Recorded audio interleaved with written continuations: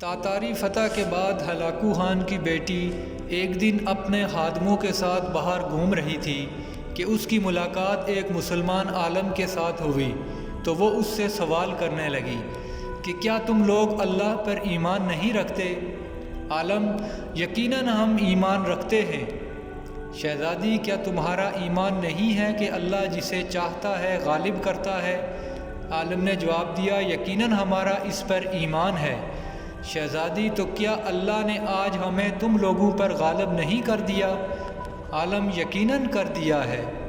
شہزادی: تو کیا یہ اس بات کی دلیل نہیں ہے کہ خدا ہمیں تم سے زیادہ چاہتا ہے؟ عالم نے کہا کہ نہیں۔ شہزادی نے پوچھا: وہ کیسے؟ عالم: تم نے کبھی چرواہے کو دیکھا ہے؟ شہزادی نے جواب دیا: ہاں دیکھا ہے۔ عالم: کیا ریوڑ کے پیچھے چرواہے نے اپنے کچھ کتے چھوڑ رکھے ہوتے ہیں؟ شہزادی نے جواب دیا: ہاں رکھے ہوتے ہیں۔ عالم نے پھر پوچھا: اچھا، تو اگر کچھ بکریاں چرواہے کو چھوڑ کر کسی دوسری طرف نکل کھڑی ہوں اور چرواہے کی بات سننے کو تیار ہی نہ ہوں تو چرواہا کیا کرتا ہے؟ شہزادی نے یہ سن کر جواب دیا کہ وہ ان کے پیچھے کتے دوڑاتا ہے تاکہ وہ ان کو واپس اس کے ریوڑ میں لے آئیں۔ عالم: وہ کتے کب تک ان بیڑوں کے پیچھے پڑے رہتے ہیں؟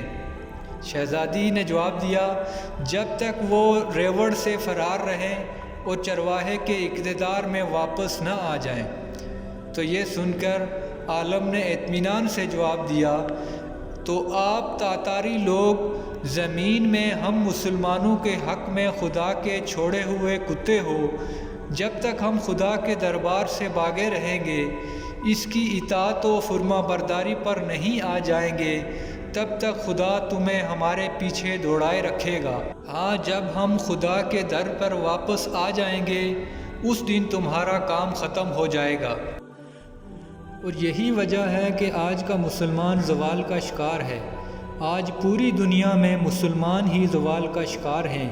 اس کی بڑی وجہ یہی ہے کہ ہم نے اپنے رب کو بھلا دیا، اپنے مقصد کو بھول گئے، اور ہم تب تک زوال کا شکار رہیں گے جب تک ہم اپنے رب اور مقصد سے دور رہیں گے، اور تب تک کفار ہم پر غالب رہیں گے۔